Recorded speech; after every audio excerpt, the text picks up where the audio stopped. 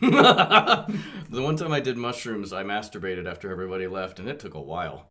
Megatron must be stopped, no matter the cost.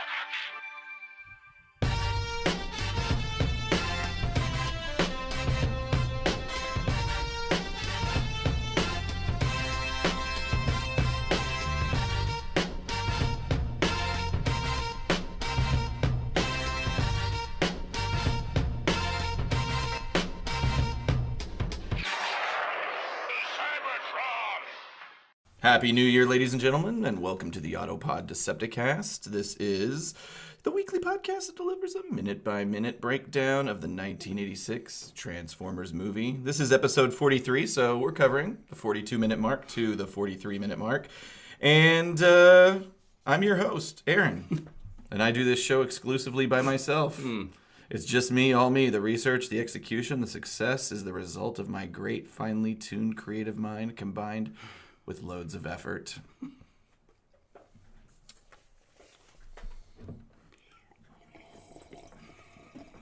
I was waiting for you guys to say something. Well, yeah, I feel it feels weird if you're not introducing me. I don't know if I can talk yet. Just gonna sit here and see what happens. I'm Ryan. Okay. This is my voice. Hello, this is Caleb. So are you guys real? I just said all that to make sure I wasn't schizophrenic. This is a good one. Thanks. This has gone really well. Thank you to all those who left us messages on iTunes, participating in our listener appreciation event. For those who gave us your address, we'll very soon have something that we think is kind of cool coming your way It is via a the thing- old postal Ryan, service. It's a thing that definitely exists. Ryan's almost finished. Well, listen, it'll be January. I've been done You'll for get it like in a January. month. I've been finished with mine for like a month. Caleb's was the first to be complete, but also the simplest of execution. I think he made it on a napkin, perhaps. Well, Yeah. so you might know that it's paper related. Perhaps.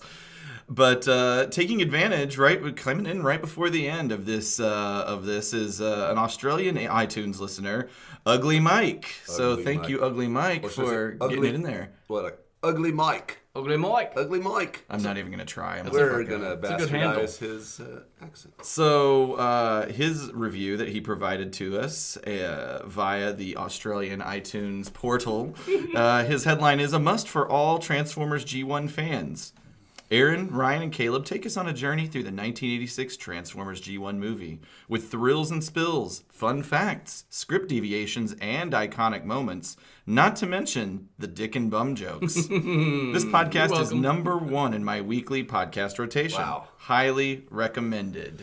I love how the people that are willing to provide addresses and feedback on this whole listener appreciation, they all are overseas. Almost international. Whereas But I was our gonna- domestic audience, for the most part, not all of them, there are some exceptions, but We just lost a bunch of oh listeners. god, Well, I do want to they're say awesome. Our domestic listeners are awesome.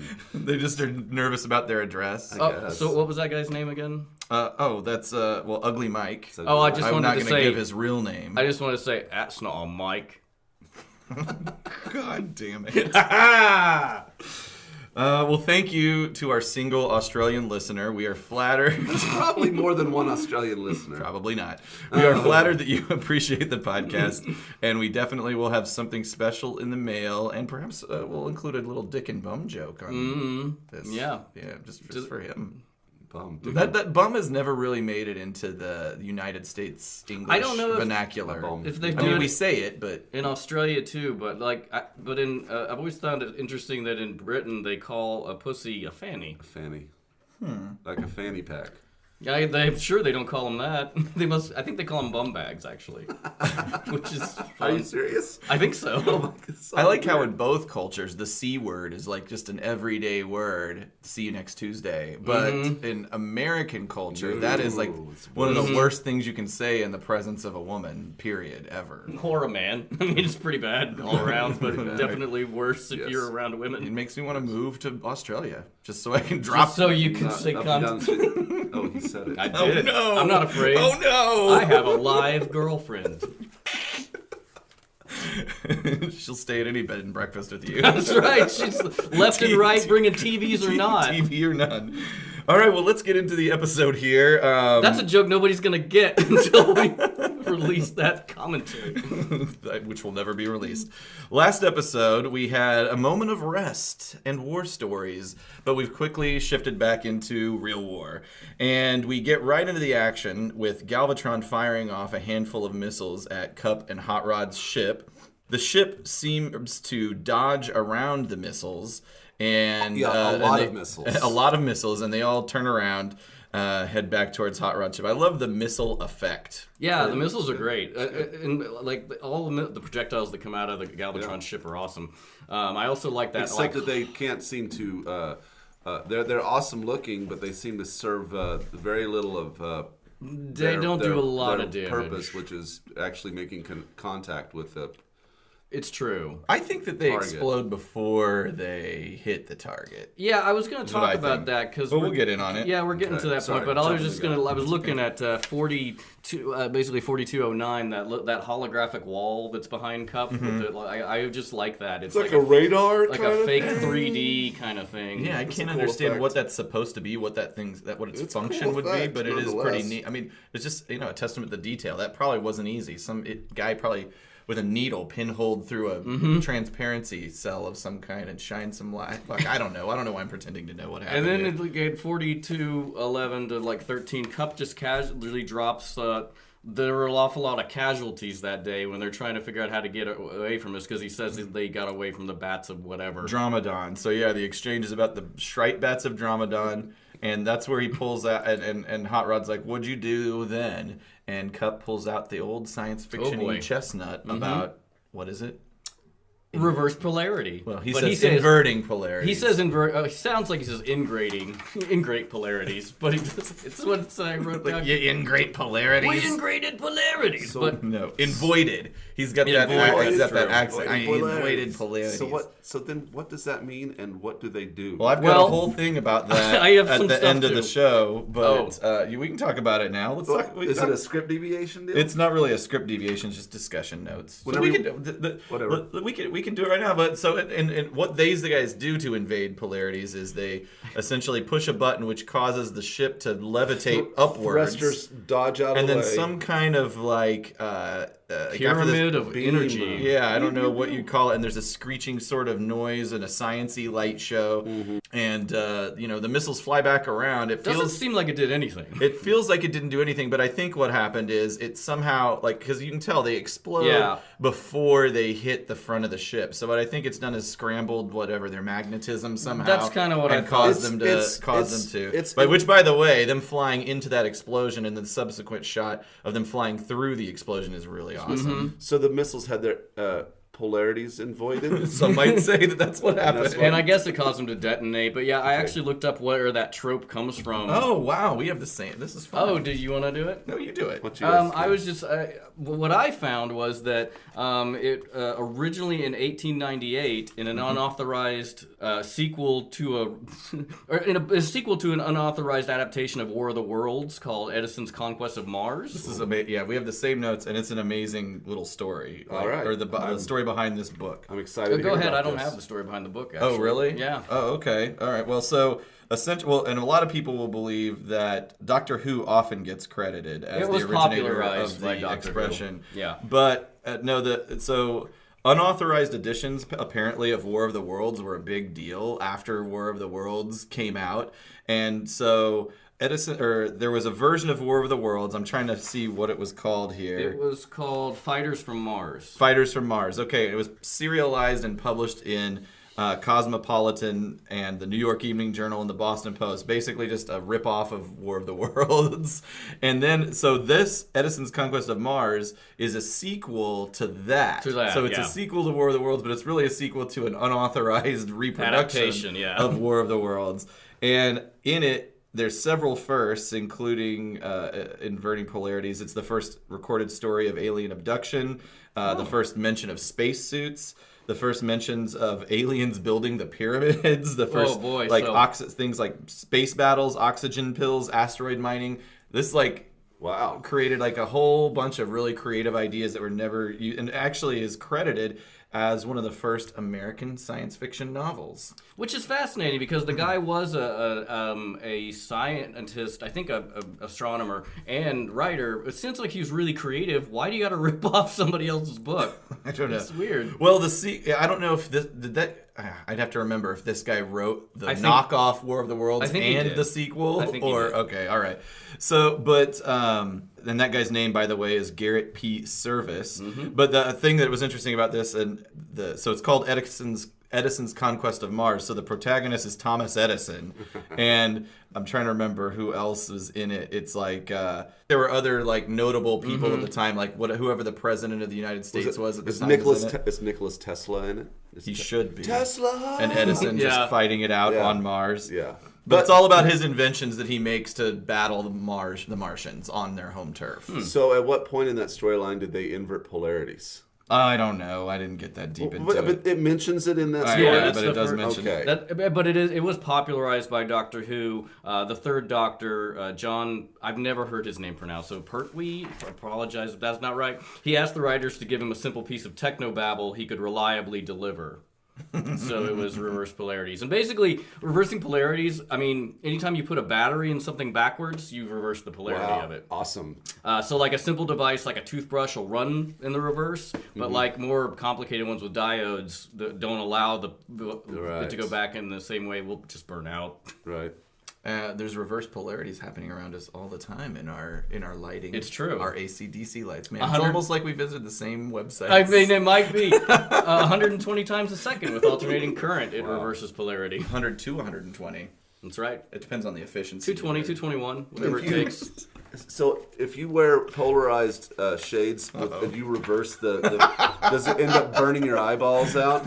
Like ants. put them in a on backwards. magnifying glass. What happens when you wear polarized sunglasses backwards? Similar kind of thing? Yeah.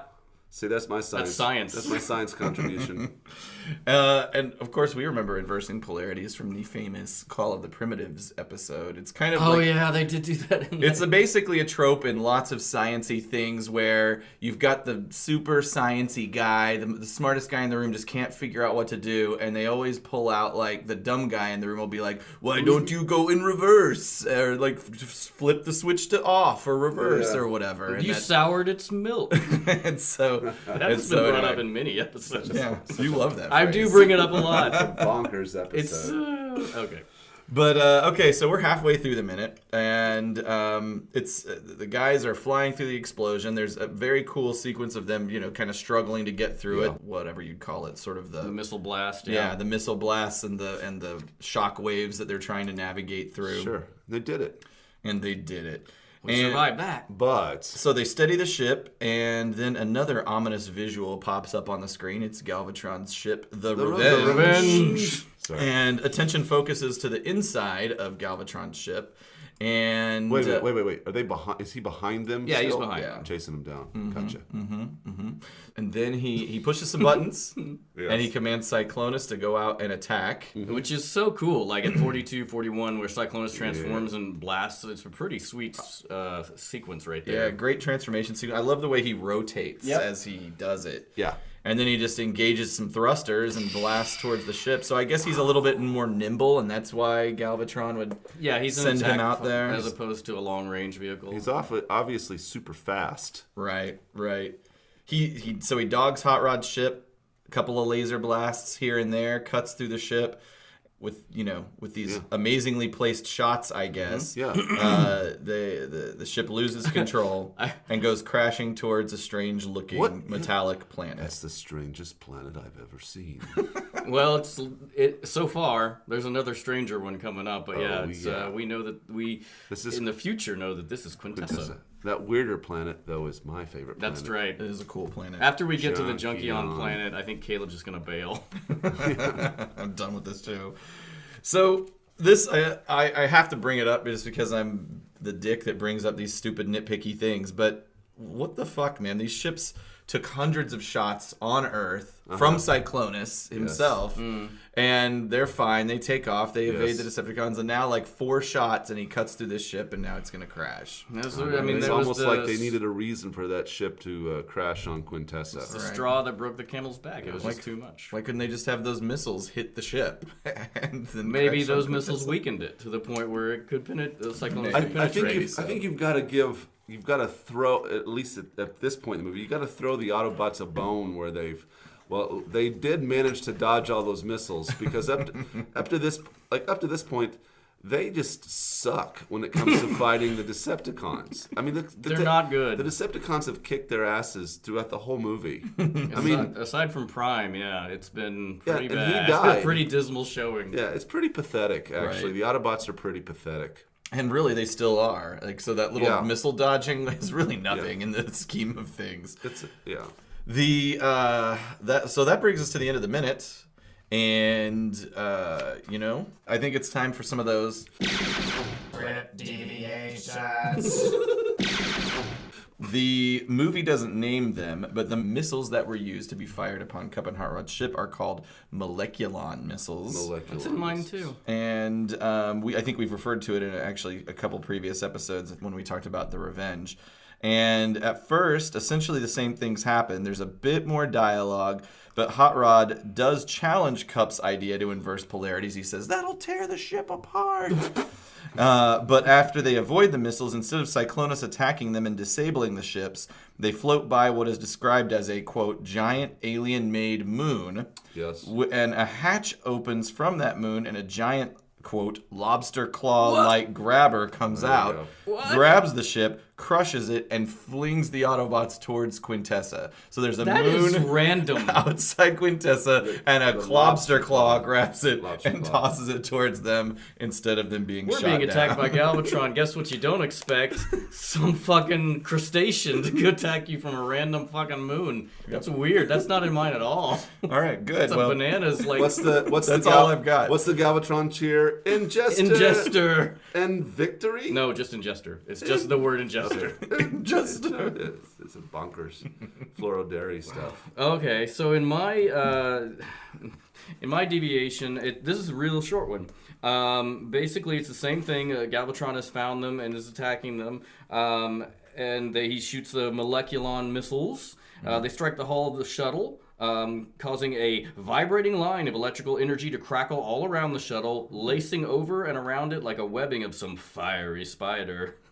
Which A lot of organic spiders and lobsters and snake. I don't know. There's a lot of organic stuff in these earlier drafts. this one's weird because like Bio. Kup says, "We're hit, abandoned," and then the shuttle cracks violently apart. Its shards and sections blasting in all directions toward camera, through camera, as Hot Rod comes flying out, turning over and over in space toward the camera and over the camera, and falling, and Kup says, "Ship!"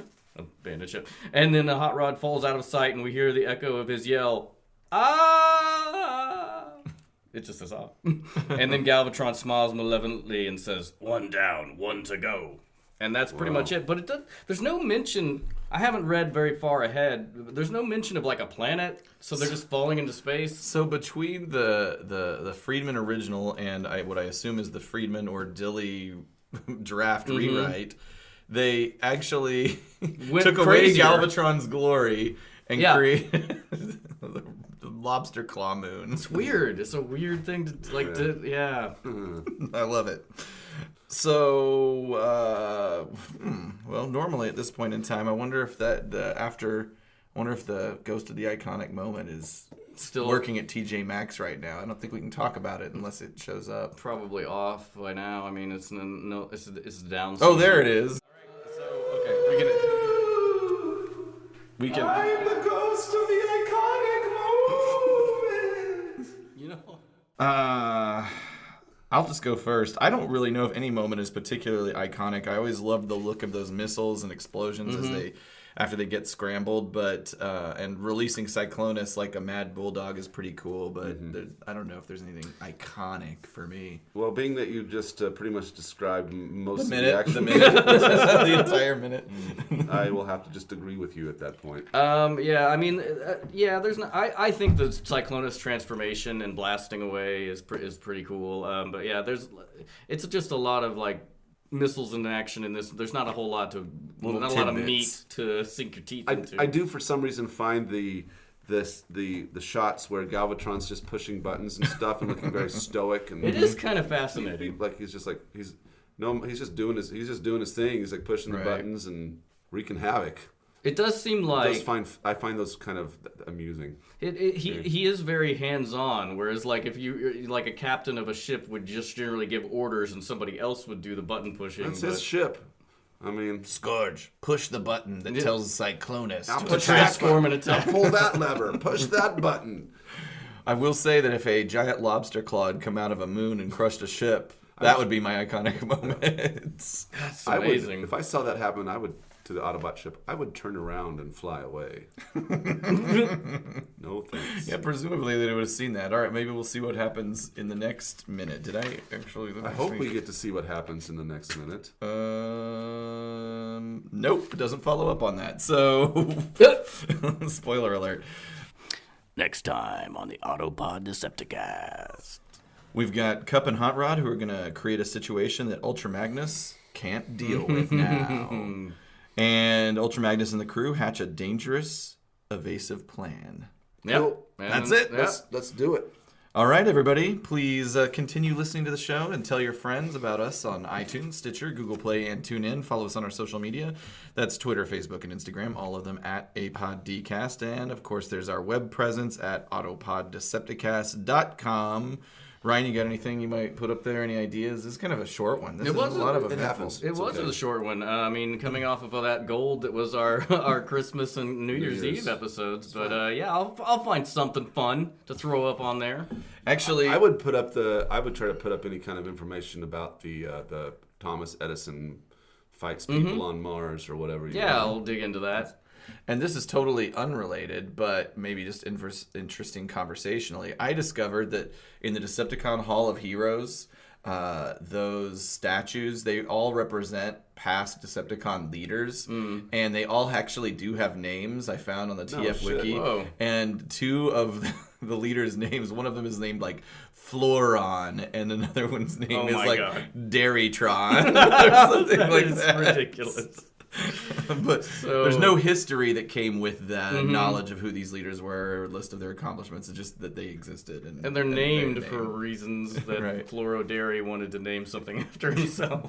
yeah, perhaps. All right. All right, everybody. iTunes users, please rate and subscribe. 5 stars, please. Talk to you later. Bye, bye, bye.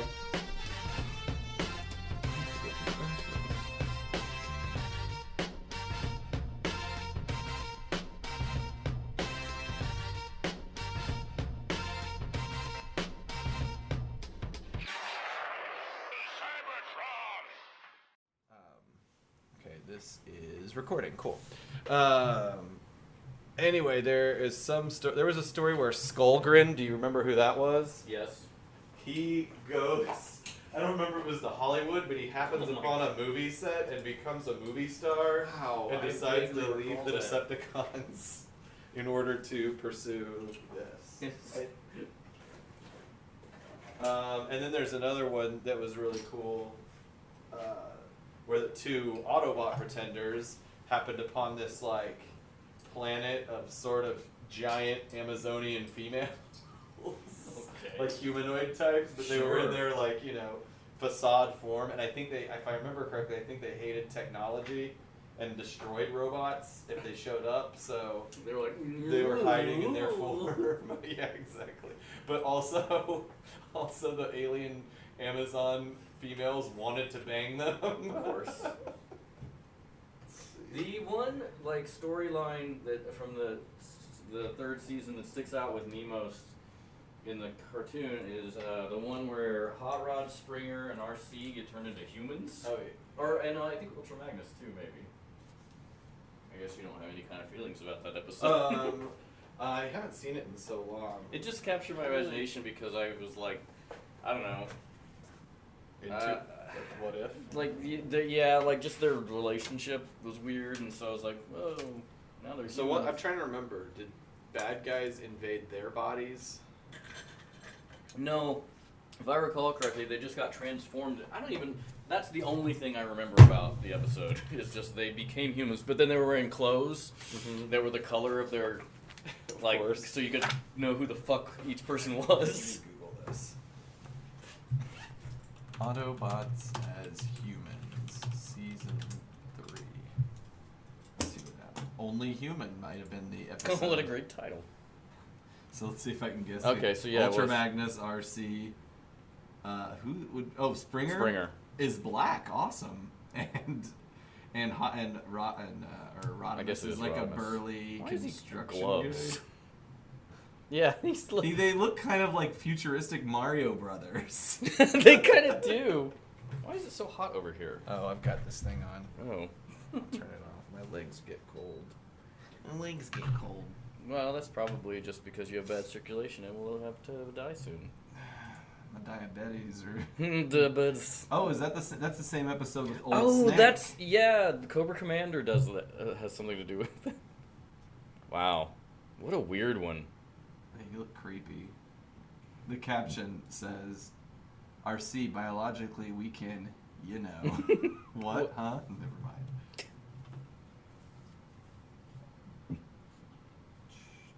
All right, I'm going to go.